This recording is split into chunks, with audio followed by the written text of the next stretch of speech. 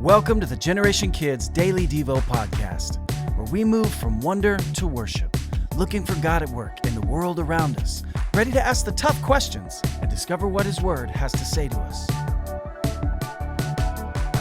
Today's episode is titled, And the Winner Is, and it comes from me, Casey Taylor.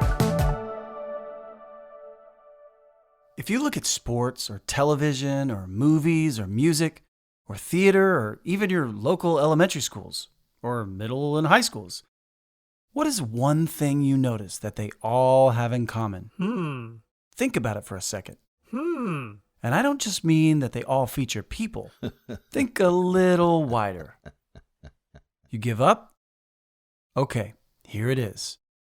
They all love, and I mean love, giving out awards. MVPs, All-Pros, All-Stars, Emmys, Oscars, Grammys, Tonys, Best Dressed, Most Likely to Succeed, Most Likely to End Up on a Reality TV Show, Most Congenial, etc.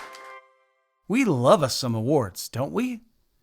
But the thing you'll notice is that every year we hand those same awards out all over again. Not again. So last year's winners have to earn those same awards again next year. And then it all starts over again the year after that. Seriously? There's never a real world champion or best ever. There's only ever a best of this year, or best of that era, or best of 2022. And then there are even videos where people go back and argue whether or not past winners of certain awards actually deserve their titles. It can be fun to talk about, but in the end, isn't it just people's opinion and their own taste in music, movies, TV, plays, or their own sports fandom that shapes how their opinions are formed?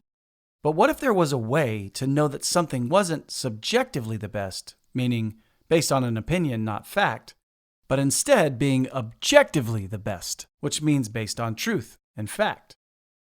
We love to boast about our favorites in any category and tell everyone how much better our team or our favorite players or actors are than someone else's favorites. But what would our boasting and praise look like? Or what should it look like if there was someone who was without a doubt or argument the best and greatest? Ladies and gentlemen, It would look a lot like worship. Ascribe to the Lord, O heavenly beings. Ascribe to the Lord glory and strength. Ascribe to the Lord the glory due His name. Worship the Lord in the splendor of holiness. Psalm 29, 1-2. The Bible tells us in 2 Chronicles 26 that God is unrivaled in power. When it says, "You rule over all the kingdoms of the nations, in your hand are power and might, so that none is able to withstand you," then the Bible also tells us that God is all-knowing. He even knows our most intimate thoughts. There isn't a place we can go physically or even in our own heads where God isn't there and aware of what is going on. Don't believe me? Go read Psalm 139. Or how about in Deuteronomy 10:17, where it actually says that the Lord your God is the God of gods and the Lord of lords, the great, the mighty, and the awesome. That's like saying God isn't just the greatest, He's the greatest of the greatest that ever has been, is, and will be. He's the MVP of MVPs. He is unrivaled in every way, which means He has no equal at any level. If we put on a whole awards show and give lifetime achievement awards or retire numbers of our greats, how much more should we celebrate one like our God? Our Bible passage today, Psalm 29, 1-2, tells us to ascribe glory to the Lord. That's just a fancy way of saying we should recognize and declare that God is great and powerful. His name should always remind us of glory and strength. Why? Because He deserves it. We should praise and worship the Lord because He is holy, which means He is completely set apart. There is no one like Him. And that, my friends, is what worship is. When we learn about who God is, how powerful, wise, and good He is, we can't help but praise Him. Think about it.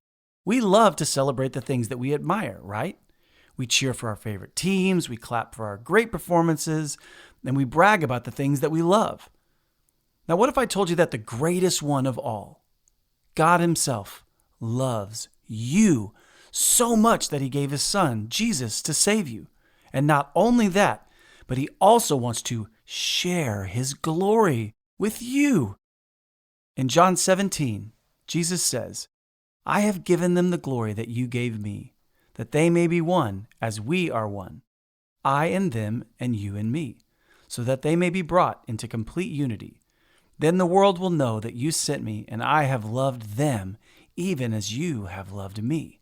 This is basically like Michael Jordan or Kobe or LeBron, depending on your preference, saying, I want that kid to be on my team and to be a champion like I'm a champion, that others can know that they're winners like I'm a winner, because you made me a winner and I want them to be one as well. The GOAT, Jesus Christ, wants you to see his glory, his power, his holiness, and his splendor, and for you to celebrate it, to worship him in recognition of his otherness and greatness.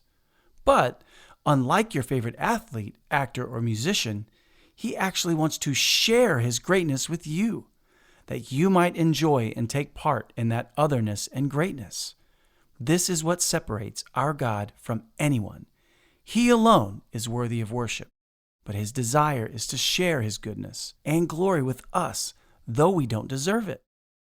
He did this by laying down his glory and dying on a cross in our place, so that as he rose again, conquering death, the victory that was his would also be ours, and that we could be with him in his glory. Isn't that the most worthy place to aim our worship? At someone who is so good that he shares his goodness with us. You know what's better than giving out an award? How about an award where you get to share in the prize? That's what he offers us, and that's worthy of praise and all of our worship. Now it's time for Today's Big Question! Today's big question is, what is something you know to be true about God that you can give him credit for? In other words, what do you know about God that you can worship him for? Think about it, and then find a moment today to tell God what you know to be true about him and share how it makes you feel. Because when we reflect back to God who he is and how him, being him, makes us feel, we glorify him, and that's worship. Thanks for listening to the Generation Kids Daily Devo podcast. If you want to keep in touch with us on all our social media platforms, check out the links in the description. And if you'd like to help support us as we continue to create meaningful content for kids of all generations, please subscribe to our Patreon by visiting us at patreon.com/wearegenerationkids.